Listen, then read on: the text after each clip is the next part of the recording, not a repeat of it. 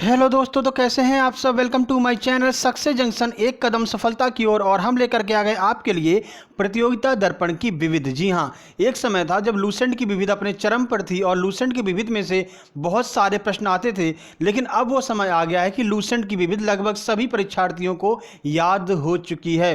तो अब क्वेश्चन कहाँ से बन रहे हैं विविध के, तो विविध के क्वेश्चन बनते हैं यहाँ पर। जो आपकी प्रतियोगिता दर्पण है उसमें विविध के कुछ कुछ प्रश्न आते हैं, उनमें से आपके प्रश्न अब बनने लगे हैं। क्योंकि प्रतियोगिता दर्पण में जो भी प्रश्न आते हैं वो या तो पुरानी परीक्षाओं में आ चुके हैं या फिर आगामी परीक्षाओं में जो आने वाले होते हैं वही बहुत ही महत्वपूर्ण जो विविध के प्रश्न होते हैं वही प्रश्न वहाँ पर दिए रहते हैं। तो हम उन्हीं प्रश्नों को लेकर के आए हैं, पूरी जानकारी हम आपको देंगे विस्तार से। तो 30 महत्वपूर्ण विविध के प्रश्न यहाँ पर दिए गए हैं। आप बड़े आराम से बड़े दिमाग को खोल करके पढ़िए और इन जो हम आपको पढ़ा रहे हैं ये सारे के सारे क्वेश्चंस को अपने दिमाग में कॉपी और पेस्ट करते चलिएगा। तो आइए बिना समय गवाए चलते हैं। सभी परीक्षाओं के लिए महत्वपूर्ण है ये, ना केवल आईएएस यूपीएससी बल्कि ये सभी परीक्षाओं के लिए महत्वपूर्ण है। चाहे वो बैंक की बात कर लें, क्योंकि बैंक में भी विविध के क्वेश्चन आते हैं जो करंट रिलेटेड होते हैं। स्पेशली उनके लिए हमारी current affair with static GK चल रही है, तो बैंक वाले वहाँ जाकर के उस सीरीज को ज्वाइन कर सकते हैं। बाकी जो मध्य प्रदेश पुलिस है, यूपीएसआई है, आरक्षक के जो पद आ रहे हैं, लेबर इंस्पेक्टर है, पटवारी है, जो भी पद आने वाले हैं उसमें जो है आपकी विविध के प्रश्न आते हैं। और ये कन्फर्म है कि कम से कम 5 से 6 प्रश्न आपके विविध के आने ही आने वाले हैं। तो आइए बिना समय गंवाए चलते हैं प्रश्न नंबर 1 की ओर। तो प्रश्न नंबर 1 क्या कह रहा है, ऐसा कौन सा वाद्य यंत्र है जिस पर सभी राग बजाए जा सकते हैं। इसका आंसर है बांसुरी। तो बांसुरी एक ऐसा वाद्य यंत्र है जिस पर सभी राग बजाए जा सकते हैं। उम्मीद करते हैं समझ में आ गया होगा आपको। और बांसुरी को तो आप बड़े अच्छे से पहचानते होंगे, एक बांस की बनी हुई होती है। कहा भी जाता है ना रहेगा बांस ना बजेगी बांसुरी, यानी बांसुरी जो है वो बांस की बनी हुई होती है और उस पर सारे के सारे राग आप बजा सकते हैं। चलते हैं प्रश्न नंबर 2 की ओर। तो ये रहा आपका प्रश्न नंबर 2। आपसे कह रहा है कि सरदार सरोवर बांध परियोजना किस नदी पर स्थित है। एक बार फिर से मध्य प्रदेश का प्रश्न आपके सामने आ गया है। तो सरदार सरोवर बांध परियोजना जो है वो नर्मदा नदी पर स्थित है। और हमने आपको मध्य प्रदेश के बारे में बहुत सारी फैक्ट आपको जानकारियां दी हुई हैं। क्या आप चाहते हैं कि हम उसको एक बार और रिवाइज करा दें। तो देखिए, एफआईआर आपके द्वारा मध्य प्रदेश के द्वारा चालू की गई।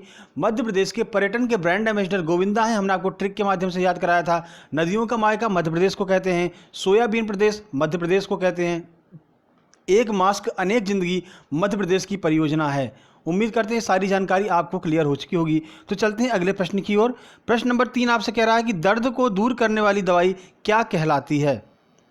आपको ये मत समझ लेना दर्द को तो मतलब कि कुछ लोग पी के टुल्लो हो जाते हैं, वो भी उनको भी दर्द नहीं होता है, तो वो वाली बात नहीं हो रही यहाँ पर दवाई की बात हो रही है। ठीक है, तो दर्द को दूर करने वाली दवाई क्या कहलाती है। तो इसका आंसर है एनाल्जेसिक। यानी कि जो भी आपको पेन किलर दी जाती है वो पेन किलर जो होती है वो एनाल्जेसिक दवाइयाँ होती हैं। ठीक है, चलते हैं प्रश्न नंबर 4 की ओर। तो प्रश्न नंबर 4 है, मानव शरीर में विटामिन ए कहाँ पर संचित होता है। इसका आंसर है यकृत में। यानी कि मानव के शरीर में जो यकृत होता है वहाँ पर विटामिन ए संचित रहता है।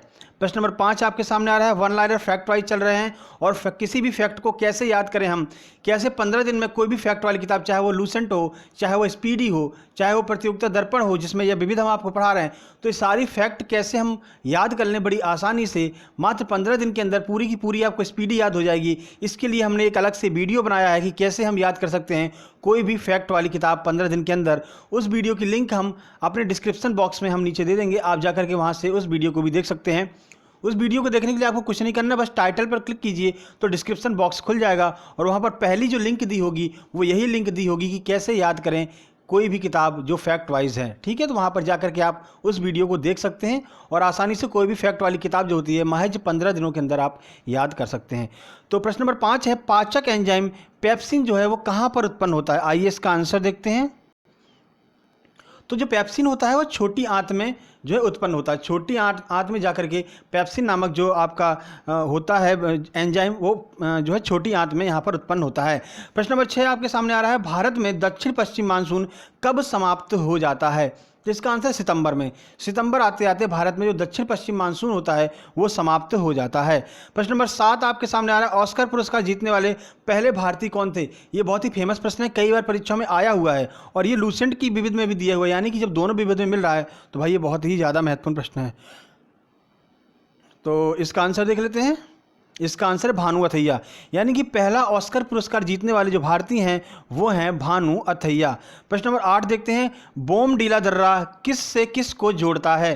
तो इसका आंसर अरुणाचल प्रदेश को तिब्बत से जोड़ता है बोमडीला दर्रा जो है। देखिए दर्रे क्या होते हैं, देखिए दो पहाड़ों के बीच में जो निकलने का स्थान होता है उसे हम दर्रा कहते हैं, ठीक है। तो जो बोमडीला दर्रा है वो अरुणाचल प्रदेश को तिब्बत से जोड़ता है।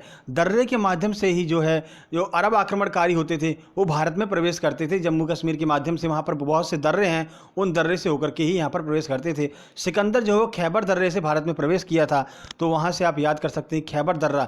दर्रा क्या होता है, दो पहाड़ों के बीच में से निकलने वाले पतली गली, सकरी गली को हम दर्रा कहते हैं। चलते हैं प्रश्न नंबर 9 की ओर।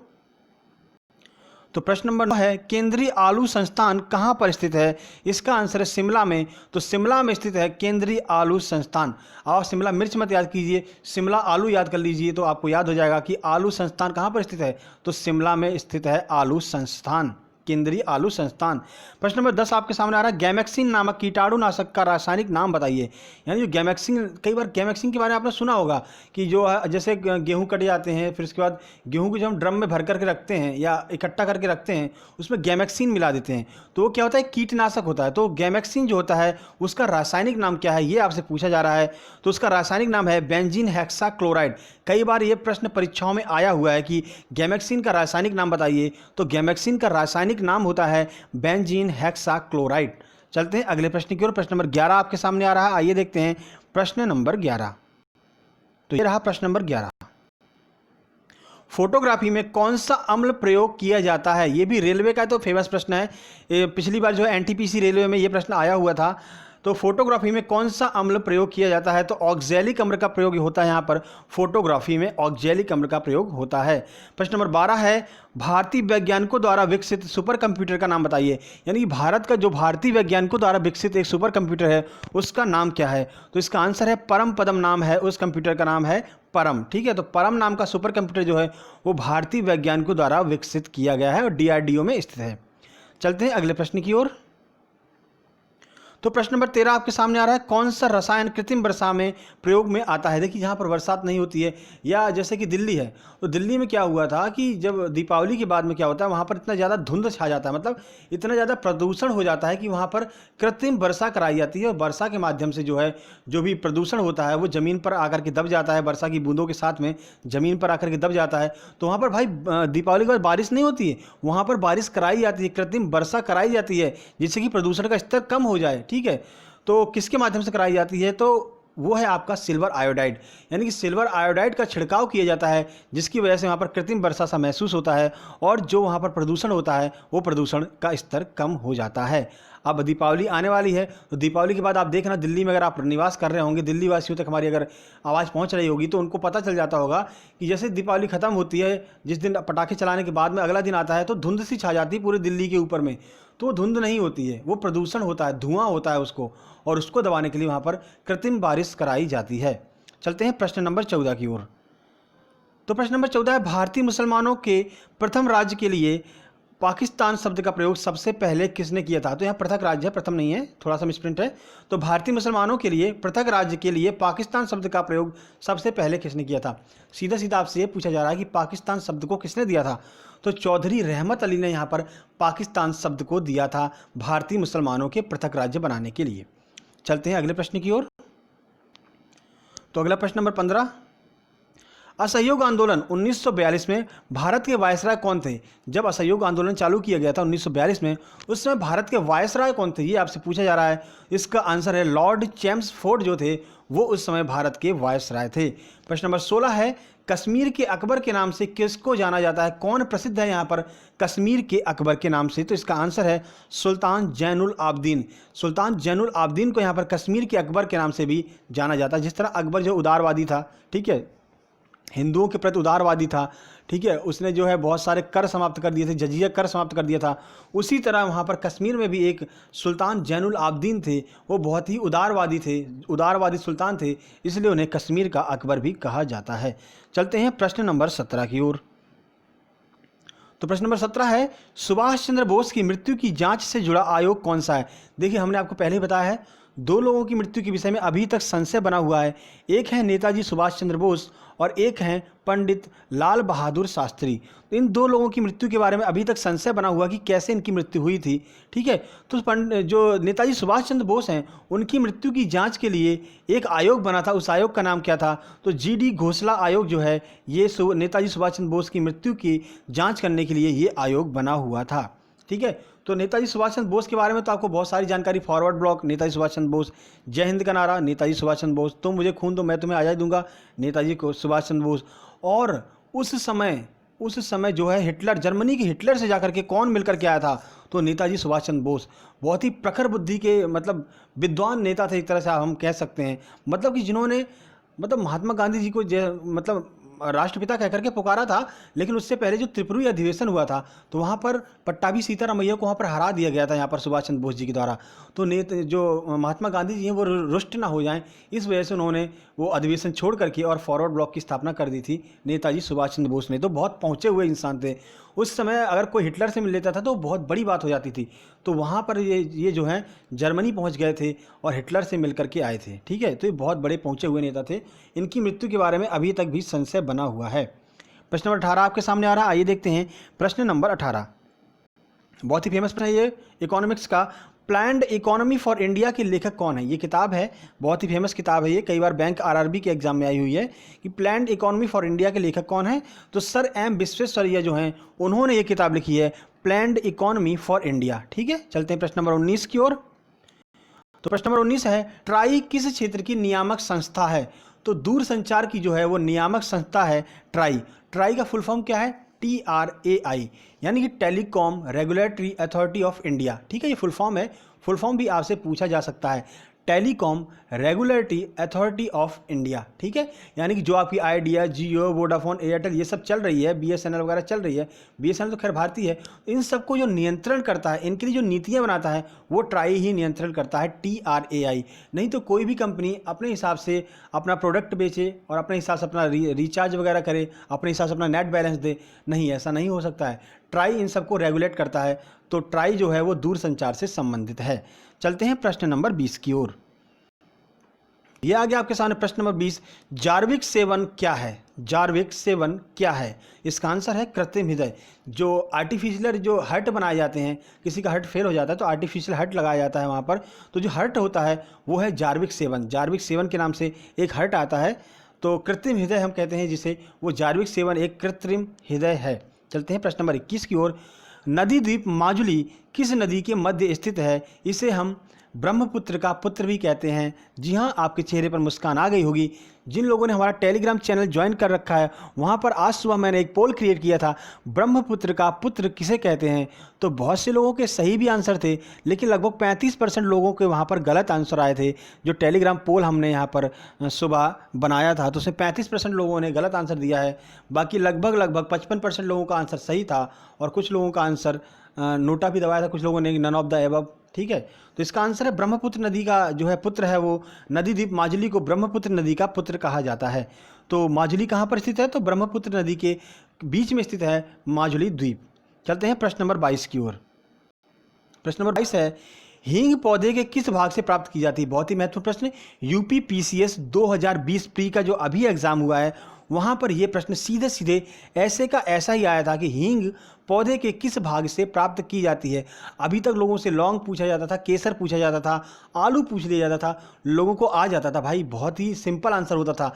लेकिन इस बार UPPCS ने घुमा दिया, पूरा प्रश्न ही घुमा दिया और ये पूछा है कि हींग पौधे के किस भाग से प्राप्त की जाती है। इसका आंसर है जड़ों के निष्कर्षण से, यानी कि जो हींग के पौधे की जड़ें होती हैं उसका निष्कर्षण किया जाता है, तब वहाँ से हींग को निकाला जाता है, जो हम सब्जी बनाने में या बहुत सारी चीज़ों को बनाने में हम उपयोग में लाते हैं हींग को। तो जड़ों के निष्कर्षण के द्वारा यहाँ पर उपयोग में लाया जाता है। तो ये बात अब ध्यान रख लीजिए आप। अब आपसे आलू नहीं पूछने वाला है, अब आपसे लौंग नहीं पूछने वाला है, केसर नहीं पूछने वाला है। आप आंसर लगा दो पुष्पकलियों से या फिर जड़ों से। अब आपसे पूछेगा हींग किस पौधे से, पौधे के किस भाग से प्राप्त की जाती है। चलते हैं प्रश्न नंबर 23 की ओर। आपको पता चलेगा जड़ों के निष्कर्षण से प्राप्त करते हैं। प्रश्न नंबर 23 आपके सामने आ रहा है, आइए देखते हैं प्रश्न नंबर 23। तो देखिए, त्रिकोष्ठीय हृदय किन में पाया जाता है? यानी कि जिनके हृदय में 3 कोष्ठ होते हैं वो किस में पाया जाता है, तो उभयचरों में पाया जाता है। देखिए उभयचर क्या होते हैं, जो जल में भी निवास करते हैं और पृथ्वी पर भी निवास करते हैं, उन्हें हम उभयचर कहते हैं। जैसे कि आप मेढक को मान लीजिए, तो मेढक जल में भी निवास करता है और पृथ्वी पर भी निवास करता है, अंदर भी रह सकता है, बाहर भी रह सकता है। तो उसका जो हृदय होता है वो त्रिकोष्ठी होता है। मनुष्य का हृदय 4 कोष्ठी होता है।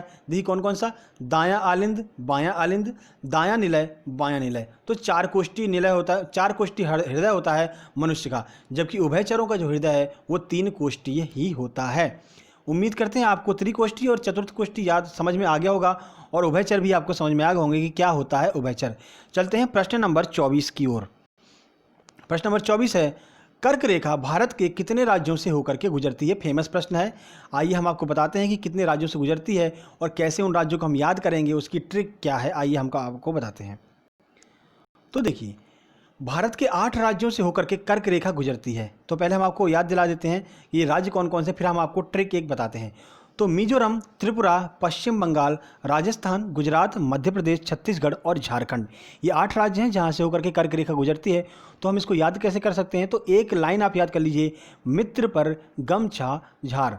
तो मी से हो जाएगा मिजोरम, त्रि से हो जाएगा मित्र है ना, तो त्रा से हो जाएगा त्रिपुरा, पर से है पश्चिम बंगाल, पा से है, रा से है राजस्थान, गमछा का जो गा है वो है गुजरात, माँ है मध्य प्रदेश, छा है छत्तीसगढ़ और झार से है झारखंड। तो मित्र पर गमछा झार आप यहाँ से याद कर सकते हैं कि कर्क रेखा भारत के 8 राज्यों से होकर के गुजरती है। और वो 8 राज्य कौन कौन से हैं, मिजोरम, त्रिपुरा, पश्चिम बंगाल, राजस्थान, गुजरात, मध्य प्रदेश, छत्तीसगढ़ और झारखंड, ये प्रमुख राज्य हैं जहाँ से होकर के कर्क रेखा गुजरती है। चलते हैं प्रश्न नंबर 25 की ओर। प्रश्न नंबर 25 है, जारवा जनजाति का निवास स्थान कहाँ पर है। इसका आंसर है अंडमान निकोबार। अंडमान निकोबार में निवास करती है यहाँ पर जारवा जनजाति। प्रश्न नंबर 26 है, नीली क्रांति का संबंध किससे है। ये बहुत ही फेमस प्रश्न है। ये भी आपने कई बार देखा होगा, अगर आपने रेलवे का या फिर व्यापम के एग्जाम्स दिए होंगे तो नीली क्रांति का संबंध मछली उत्पादन से है। ये हम आपको बता देते हैं। देखिए नीली क्रांति, देखिए समुद्र का रंग नीला है और समुद्र में जो है मछलियाँ होती हैं, यहाँ से आप याद कर सकते हैं कि नीली क्रांति का संबंध मछली उत्पादन से है। प्रश्न नंबर 27 आपके सामने आ रहा है, चित्रकूट जलप्रपात किस नदी पर स्थित है। देखिए तो इसका आंसर इंद्रावती नदी पर। अब यहाँ पर चित्रकूट जलप्रपात ना कर लेना, नहीं तो आप सीधे उत्तर प्रदेश की कोई नदी लगा करके चले आएंगे।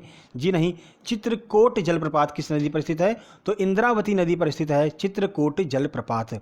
चलते हैं प्रश्न नंबर 28 की ओर।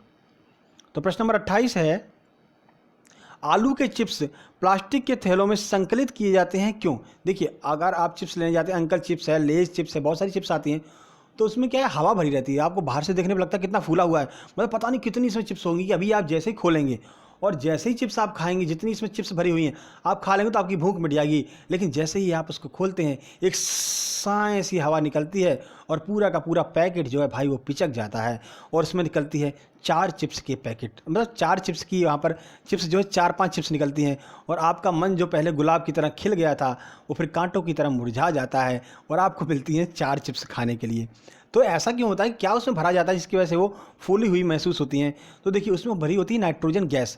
और नाइट्रोजन गैस क्यों भरी रहती है, देखिए नाइट्रोजन गैस भरने से क्या होता है कि जो उसमें सड़न पैदा नहीं होती। वैसे आलू है, अगर आप खुला रख देंगे तो कुछ दिनों बाद आप देखेंगे उसमें सड़न पैदा हो जाएगी, सड़ जाएगी। लेकिन अधिक समय तक अगर आपको आलू को रखना है, आलू की चिप्स को रखना है, तो उसमें क्या होता है, नाइट्रोजन गैस भर देते हैं, जिसकी वजह से नाइट्रोजन गैस की वजह से वो सड़ती नहीं है, उसमें कीटाणु नहीं लग पाते हैं। तो ऐसा क्यों किया जाता है, ताकि उन्हें नाइट्रोजनी का ही वातावरण मिल सके, मतलब नाइट्रोजन उसमें भरी रहती है, इस वजह से आलू के चिप्स को प्लास्टिक के थैलों में रखा जाता है। उम्मीद करते हैं अब आपको समझ में आ गया होगा। और आगे से अब आप जब चिप्स खरीदने जाइएगा तो उसकी जो फूली हुई होती है पैकेट, उसको देख करके ये मत समझिए कि अब तो इसमें इतनी सारी चिप्स भरी हुई हैं कि अभी खाऊंगा और हमारी भूख मिट जाएगी। ठीक है, तो उसमें भरी होती है नाइट्रोजन गैस, जो कि तुरंत ही बाहर निकल जाती है आपके चिप्स के पैकेट खोलते ही। ठीक है, खोदा पहाड़ निकली हवा। ठीक है, चलते हैं प्रश्न नंबर 19 की ओर। तो प्रश्न नंबर 19 है, प्रश्न नंबर 29 है, नवरात्रि को सरस्वती पूजा के रूप में किस राज्य में मनाया जाता है। तो इसका आंसर केरल में, यानी कि केरल में जो है नवरात्रि का त्यौहार जो होता है हिंदुओं का, उसे सरस्वती पूजा के रूप में मनाया जाता है। कहाँ पर, केरल में मनाया जाता है। तिरुवनंतपुरम यहाँ की राजधानी है। ठीक है, चलते हैं प्रश्न नंबर 30 की ओर, जो कि है आखिरी प्रश्न। तो प्रश्न नंबर 30 है, सफ़ेद प्रकाश में उपस्थित रंगों में कौन सा रंग शीशा के द्वारा, यहाँ पर परिजन नहीं प्रिज्म है, शीशा के प्रिज्म द्वारा सबसे कम विचलित होता है। तो इसका आंसर है लाल रंग। जब हम प्रिज्म से सफेद प्रकाश की किरण को गुजारते हैं तो वो 7 रंगों में विभक्त हो जाती है। हमने आपको साइंस वाली क्लास में आपको बड़े आराम से, बड़े ही एक ट्रिक के माध्यम से आपको याद कराया था, बैजानी हपी नाला। ठीक है, तो ये हमने आपको याद कराया था, बैगनी, जामुनी, नीला, हरा, पीला, नारंगी और लाल, ये 7 रंग होते हैं जिनमें विभक्त हो जाती है श्वेत प्रकाश की किरण। तो बैजानी हपी नाला से हमने आपको याद कराया था।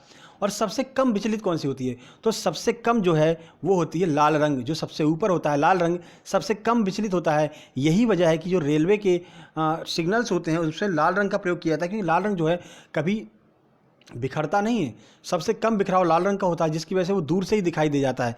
तो सिग्नलों के रूप में जो रोकने के लिए या फिर खतरा दिखाने के लिए लाल रंग का ही प्रयोग किया जाता है, क्योंकि लाल रंग का जो बिखराव होता है वो बहुत कम होता है, विचलन सबसे कम होता है। यही वजह है कि लाल रंग का प्रयोग खतरा दर्शाने के लिए या फिर सिग्नलों के रूप में उपयोग में लाया जाता है। तो ये थे हमारे महत्वपूर्ण 30 प्रश्न जो थे आपके प्रतियोगिता दर्पण की विविध के। ठीक है, बहुत ही ज़्यादा महत्वपूर्ण है ये। इस वीडियो कम से कम 2 से 3 बार देखिए, क्योंकि ये विविध के प्रश्न आपके लिए महत्वपूर्ण हो सकते हैं आगामी जो भी परीक्षाएं आने वाली हैं।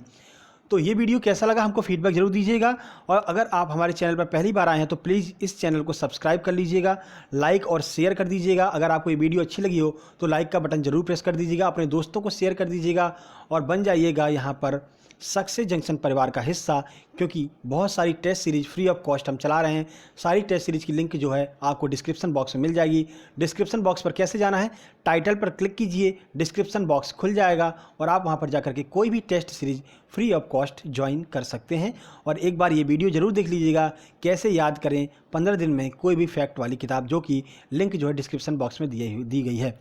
तो कल से हमारी सारी की सारी जो टेस्ट सीरीज चल रही थी, साइंस की, हिंदी की और आपकी पॉलिटिकल साइंस की, तो ये जो सारी टेस्ट सीरीज चल रही थी वो सब की सब पुनः स्टार्ट हो जाएंगी।